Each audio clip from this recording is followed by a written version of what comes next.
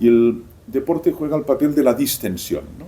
Y entonces allí uno libera el malestar, libera la ansiedad, libera todo eso que no puede decir al jefe, eso lo dice al árbitro, funciona como un canal de liberación de todo lo reprimido durante la semana.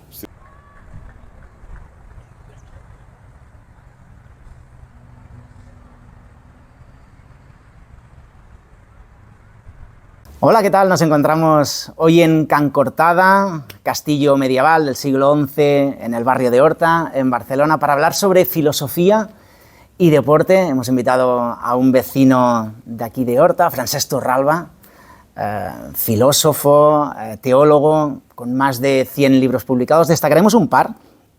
Por un lado, Inteligencia espiritual y deporte, vinculado al tema de hoy, de Plataforma Actual, y por otro lado, Corra per pensar i sentir, d'Angle Editorial, y el editorial en castellano, Cuadrilátero de libros. Francesc Torralba, ¿qué tal? Muchas gracias por aceptar la invitación. Pues gracias por invitarme. El deporte da mucho que pensar, ¿no? O sea, que estoy encantado de estar aquí a reflexionar sobre el deporte. Muy bien. Hay tres pilares en el ámbito del deporte, que es como espectáculo, como actividad física, que es la parte un poquito más intrínseca, y luego ya el negocio que ha ido evolucionando. El deporte ya llevamos varios siglos, sí que el deporte rey, que es el fútbol, ¿no? Pues nace hace unos 175 años aproximadamente, pero si nos vamos más atrás, Juegos Olímpicos de la antigua Grecia, la antigua Roma, estos tres pilares de los que hablamos, ¿cómo has visto la transformación? Bueno, el deporte ha evolucionado. ¿De qué manera? Sobre todo a raíz del impacto tecnológico. Es decir, algo que ha transformado de qué manera el deporte, el rendimiento, es la tecnología aplicada a determinados deportes, ¿no? Pero el deporte es una actividad que sobre todo afecta nuestra dimensión física, pero también otras dimensiones, ¿eh? La dimensión psíquica de la persona, la dimensión social y la dimensión espiritual. Yo digo que es una actividad integral. Los griegos lo planteaban como una actividad en la que sobre todo estaba en juego el cuerpo, pero también el alma, ¿no? Es una actividad total, ¿no? Entonces sigue siendo un motivo de entretenimiento, distracción y distensión para grandes masas, sigue siendo un modo de ejercitar no solo físicamente, sino también la mente, la imaginación, y sigue siendo también un modo de negocio. Da trabajo a muchas personas, directa o indirectamente, ¿no? Tanto es uno de los grandes fenómenos. Yo creo que la gran diferencia es que se ha convertido en un fenómeno de masas. Es decir, hoy el deporte, quizá en el principio, pues con Coubertin era un fenómeno minoritario, un pequeño subconjunto de la población, y sin embargo hoy el deporte es un fenómeno de masas, tanto como actores que lo practicamos, como espectadores que van a los campos, a los estadios, a gozar con el espectáculo deportivo. Los valores que intenta proyectar el deporte, como puede ser la competitividad, ¿no? La competitividad quizá es uno de los que más hasta cierto punto sobrevuela en nuestra sociedad, en las empresas, ¿no? Pero luego otros valores como la superación, el no rendirse, el levantarse, el aceptar la derrota.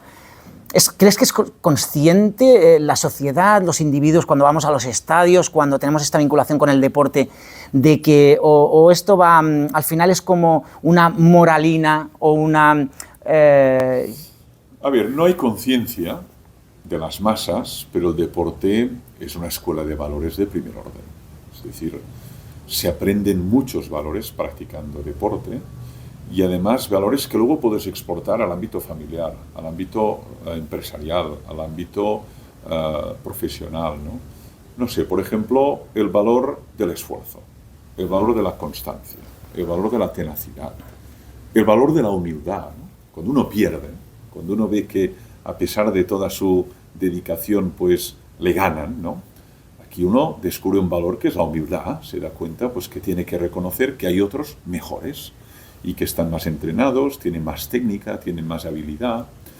El valor del equipo, ¿no? Y el valor de la honestidad. Yo creo que el deporte, cuidado, bien dirigido, puede ser una gran escuela de valores, porque también el deporte es, por otro lado, un fenómeno en el que vemos muchos contravalores. Es decir, en los estadios de fútbol observamos situaciones donde hay racismo, situaciones donde hay a veces sexismo, donde hay edatismo. formas de violencia, agresividad. Por lo tanto, el deporte, bien dirigido, bien liderado, es una escuela de valores, pero impresionante. Y por eso yo lo recomiendo, vaya, en todos los procesos formativos, en la escuela, en la universidad, en el ámbito formal, informal. El niño va adquiriendo buenos hábitos, ¿no? Tiene que ser puntual, tiene que esforzarse, tiene que saber ganar, tiene que saber perder. Es difícil una cosa y otra, y por lo tanto, quizá no somos conscientes, pero el deporte es una escuela de valores. Ahora iremos con estos contrastes que comentas del racismo, de la violencia, ¿no? Que estamos viendo un espectáculo deportivo y en cambio la grada parece que la música va por otro lado, pero también de integración, ¿no? Como estás vinculado al tema del crecimiento ya en edades bien pequeñas e incluso en zonas con muchas dificultades sociales. Es una parte, hay muchos clubes que empiezan con, pues eso, ¿no? Con esa voluntad de integración y de incluso de acogimiento, ¿no? Sí, además hay muchos ejemplos, tanto a nivel micro, barrios, como a nivel macro, ¿no? De que el deporte funciona como cemento social, es decir, personas que pertenecen a etnias, a culturas, a religiones, a estamentos sociales distintos. El deporte funciona como pretexto. Vamos a hacer un partido, vamos a jugar. Y entonces allí, de algún modo, se unen personas que habitualmente están muy separadas, por motivos de raza, de etnia, de formación, de nivel económico, ¿no? El gran ejemplo fue Sudáfrica, ¿no? Y la selección nacional de Sudáfrica de fútbol, que la ideó, pues, más ni menos que Nelson Mandela, que dijo, bueno, tengo un país dividido, tengo un país roto, fruto del apartheid, ¿no? Una gran masa de personas negras menospreciadas y olvidadas, y una minoría blanca que mandaba, ¿no? Vamos a hacer una selección donde mezclemos ambos, ¿no? Y eso fue decisivo, porque esto crea cohesión y sentimiento de pertenencia, ¿no? Y eso pasa en muchos barrios que tú has dicho, o entornos socialmente vulnerables, ¿no? Que el deporte acaba siendo un mecanismo de integración y de educación de esas personas. Hay unas normas. Donde hay deporte hay normas, hay reglas, y hay que obedecerlas. Hay alguien que arbitra, y eso va generando equipo, cohesión, sentido de pertenencia, y evitamos la disgregación, el atomismo, ¿no? El que cada uno vaya, pues, por su guerra o por su lugar, ¿no? Y parece también que si se te da bien el deporte, aunque seamos de ámbitos socioeconómicos diferentes o culturales, ya tienes algo que me atrae de ti, sí, ¿no? Es decir, incluso, bueno, aquí entramos ya en el ámbito del aura, ¿no? Grandes deportistas que están en la élite, ¿no? Que hasta ahora estaba más vinculado al tema, o históricamente está más vinculado al tema del arte, a los artistas, a los cantantes, ¿no? Y el aura de decir que luego también el tema del aura es como Maradona o Cruyff, ¿no? Que es también en el momento indicado, en el lugar indicado, ¿no? Que es cuando llegan en el momento histórico, ¿no? Unas figuras, y además, bueno, sobre todo porque son maestros en un terreno de juego, pero luego también ese aura, ¿no? Entonces parece que por el hecho de que seas un mago del balón, bueno, pues ya vale todo, ¿no? O ya eres de los míos, o está también... Lo que pasa es que hay que distinguir, ¿no? Es decir, es verdad que en el deporte, como en la música, como en la filosofía, como en la ciencia, hay genios. Hay personalidades con unas habilidades ya connaturales a los 5 años que dejan a todos sorprendidos, ¿eh? Y esto se puede aplicar a Messi, a Michael Jordan, a Rafa Nadal. Dices, estas figuras, ¿cómo es posible que siendo tan pequeñitos ya tenían unas habilidades connaturales extraordinarias con el balón, la raqueta o la cesta del básquet, ¿no? Entonces, ¿qué ocurre? Ocurre que muchas veces hay un proceso de mitificación. Es decir, conviertes a esa persona en un dios, una divinidad, y pierdes de vista que es un ser humano, y que es frágil, se equivoca, envejece, y llegará un día que no jugará así, ¿no? Y es importantísimo no perder de vista que es un ser humano, y por tanto, en una habilidad es extraordinario, pero esto no significa que en otras lo sea, y que tenga las mismas capacidades a la hora de escribir un libro o a la hora de explicar, pues, cómo tenemos que enfrentarnos a un problema internacional, ¿no? Y a veces hay una mitificación, una especie de idolatría de este tipo de figuras que no nos ayuda para nada, ¿eh? No podemos perder de vista que son seres humanos, lo que pasa es que nos hacen gozar mucho porque tienen unas habilidades extraordinarias y disfrutamos. Pero no vale todo, ni todo está permitido para ellos. Es decir, también en la medida que son imitados y de algún modo admirados, tienen una responsabilidad. Es decir, usted es el número uno y los niños quieren ser como usted, pero tiene una responsabilidad porque le van a imitar. Y si no tiene unos buenos modales, o es machista, o es racista, los niños van a imitar también estas prácticas, ¿no? Y a veces estas figuras no tienen suficiente responsabilidad del papel que juegan, ¿no? Y deberían tenerla porque hay mucha imitación, simplemente acrítica de lo que dicen, de lo que hacen, de lo que compran, de lo que consumen, y son seres humanos y se pueden equivocar.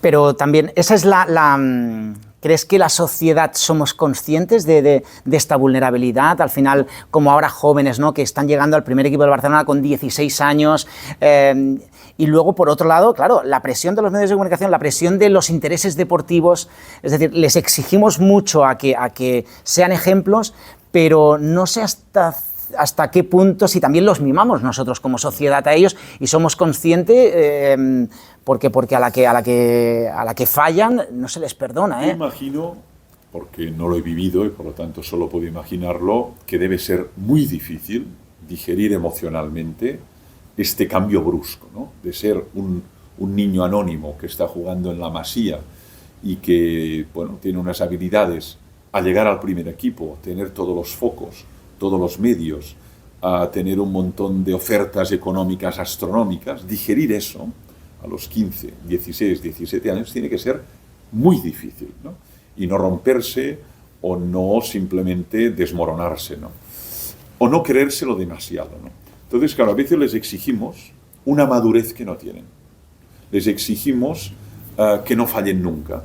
Digamos que les exigimos a un rendimiento que todavía no pueden tener porque no les damos tiempo. Hoy es una sociedad que no da tiempo. Y para dominar bien algo, desde el violín a una raqueta o a una piragua, requieres tiempo. Y no damos este tiempo. Y por otro lado, es la sociedad del éxito. Entonces, la vulnerabilidad la ocultamos. Las lesiones, las enfermedades. Solo brilla el que tiene éxito. Y detrás de este que brilla, hay miles de personas que lo han intentado y que se rompieron, tuvieron una lesión, tuvieron un accidente y no alcanzaron ni la medalla de oro, ni la de plata, ni la de bronce, ¿no? Entonces, no podemos olvidar que el deporte, para mí, es tan valioso porque también te das cuenta de tus límites. Yo practico el maratón. He hecho 18 en mi vida y voy haciendo, lo que pasa es que ya no hago los tiempos de cuando tenía, naturalmente, 35 años, ¿no? Pero te das cuenta de tu fragilidad, que ya no puedes correr a ese ritmo, que tienes que dosificar, que tienes que hidratarte, que tienes que estirar, si no te saldrá una fascitis, una tendinitis.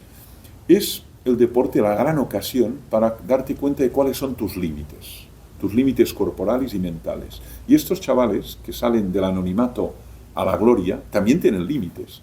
Y si no los cuidamos o protegemos, se rompen. Y ahora que hablabas del éxito, al final estamos en una sociedad resultadista, ¿no? Extremadamente resultadista.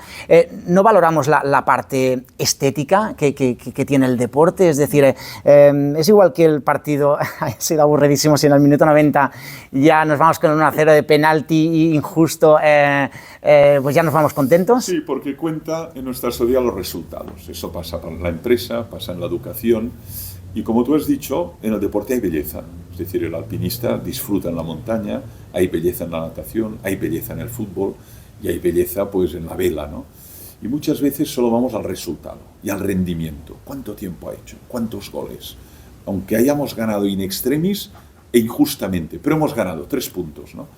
Yo creo que aquí nos perdemos, ¿no? El deporte profesional está muy sometido a una presión brutal. El amateur es distinto. No está en juego el tema económico, no está en juego pues el prestigio, el reconocimiento.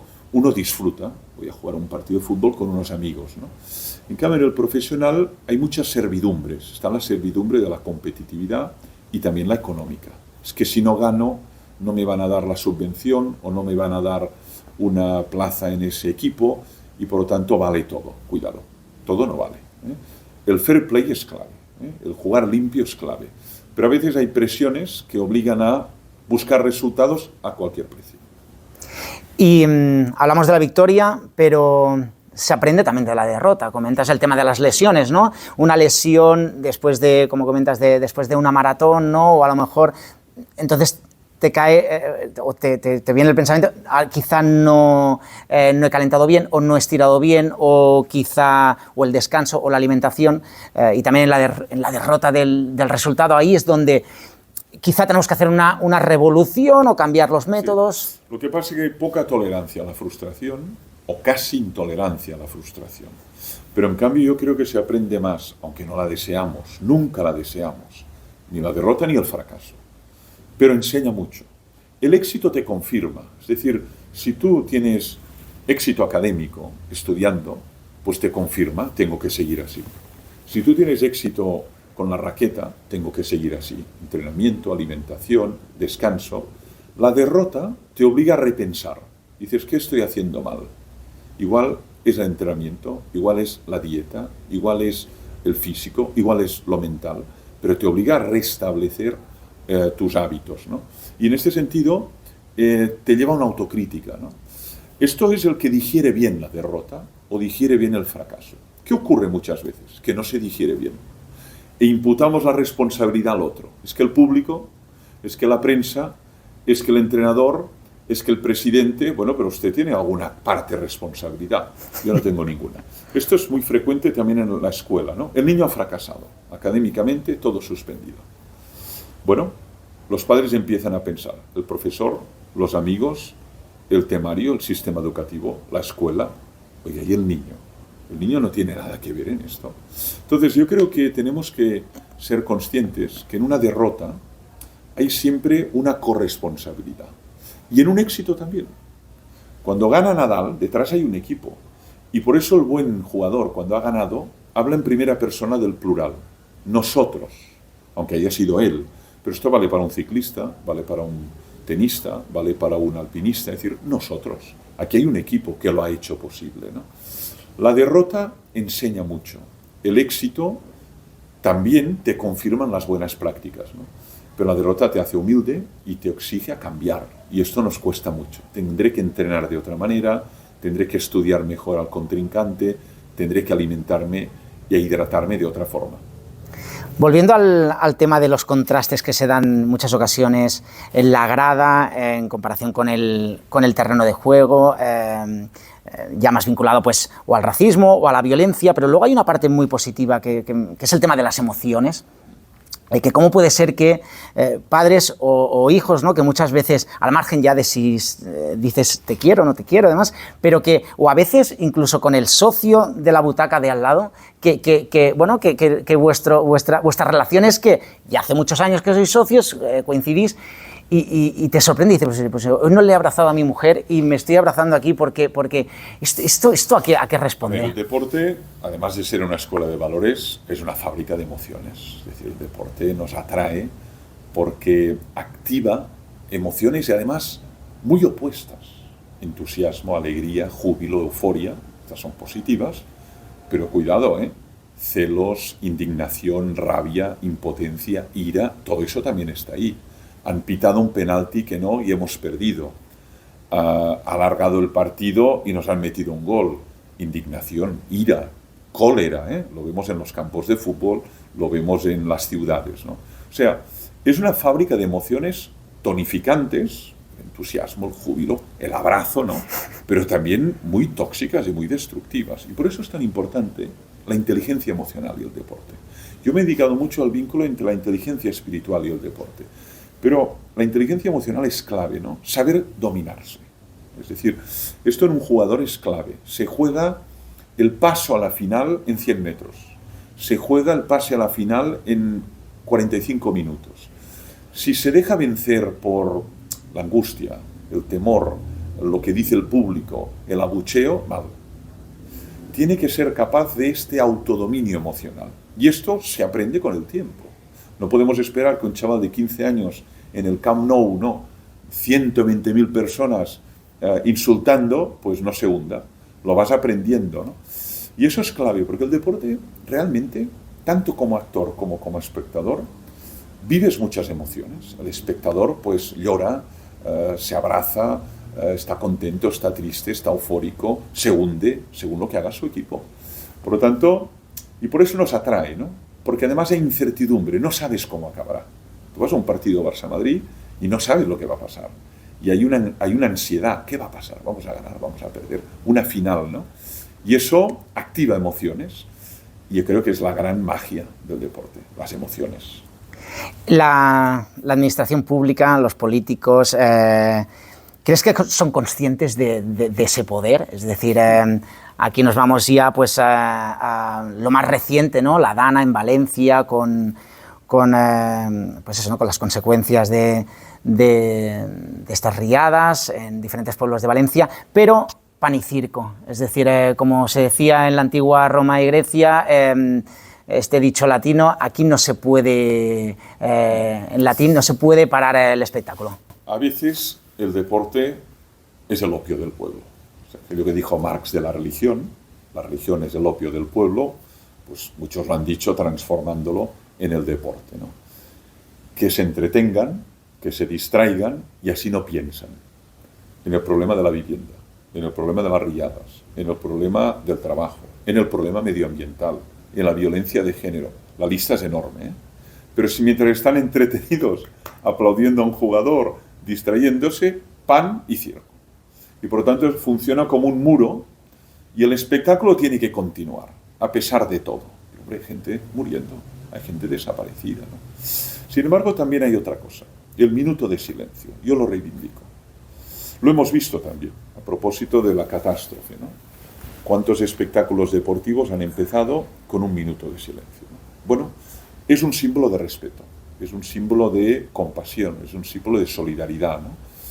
Cada vez dura menos el minuto, es muy largo, ¿eh? Un minuto, 100.000 personas, pero es un acto de decir, bueno, no hay palabras, lo que ha pasado es gravísimo y nos solidarizamos con las víctimas, ¿no?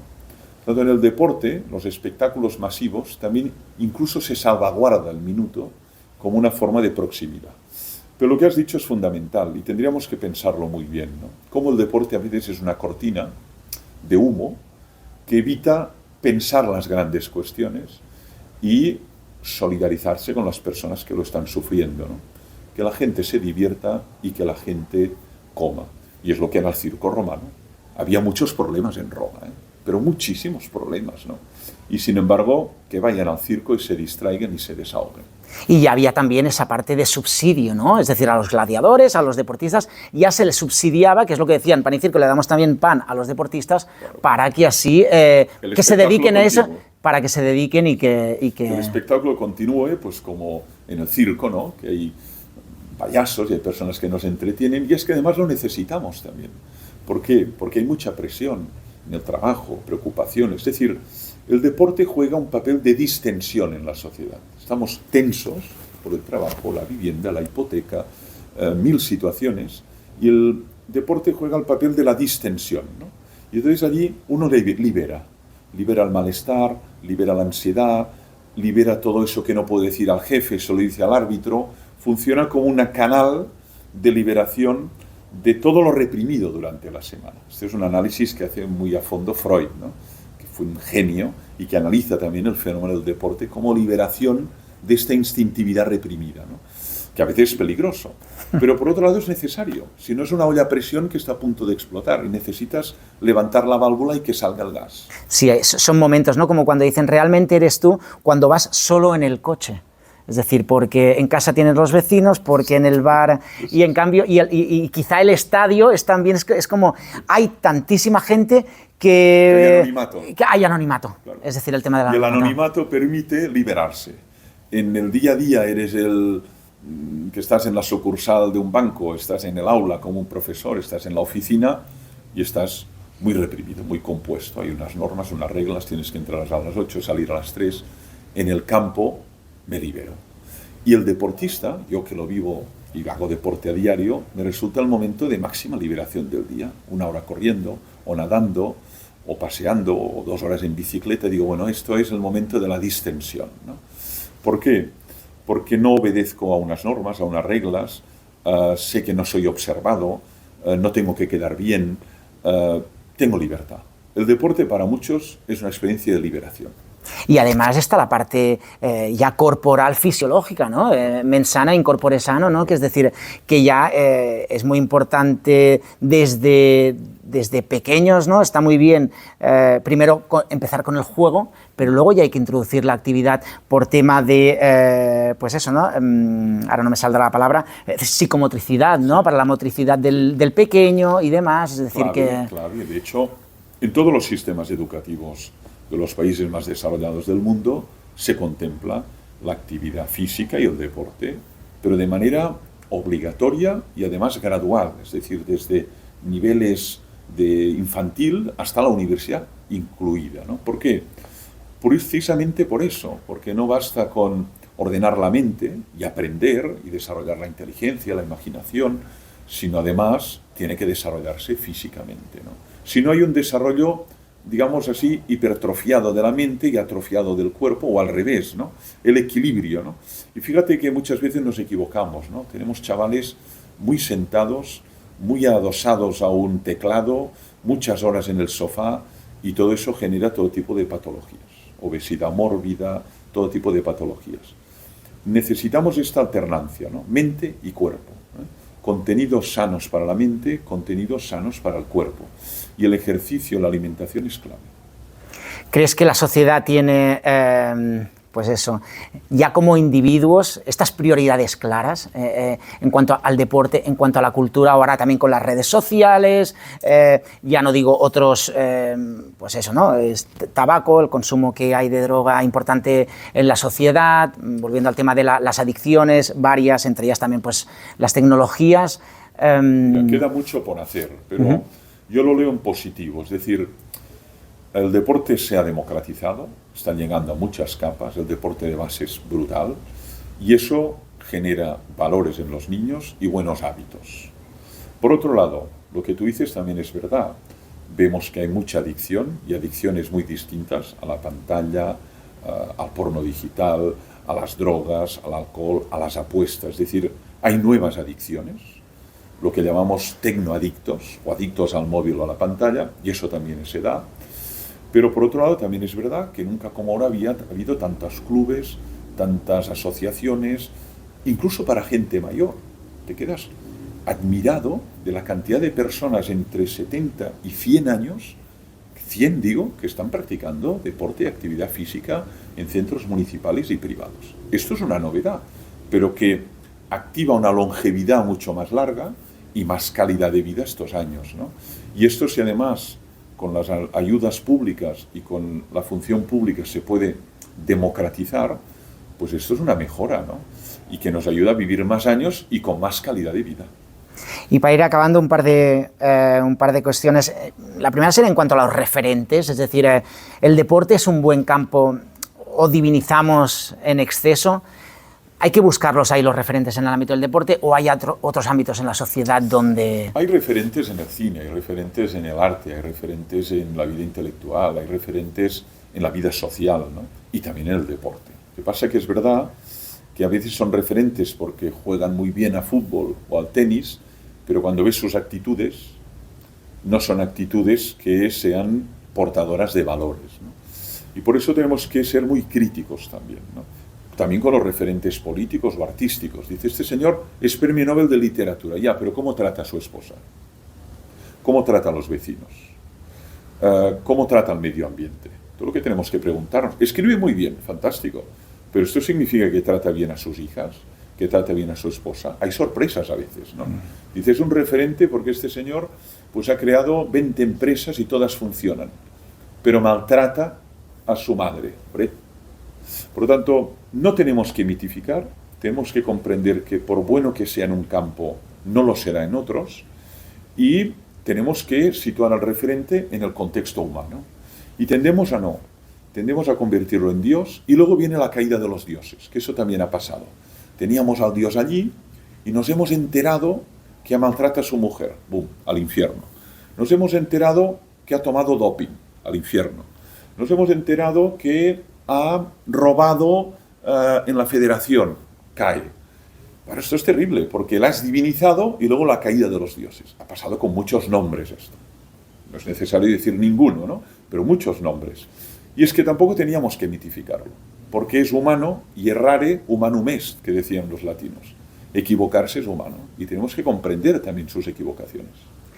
Bueno, de todas maneras continuaremos reivindicando el deporte como al margen de la cultura, de la filosofía, pero hay mucho trabajo a hacer todavía en estos vasos comunicantes, sobre todo entre los valores del deporte y el deporte, pero hay que reivindicarlo en nuestra sociedad de una manera importante.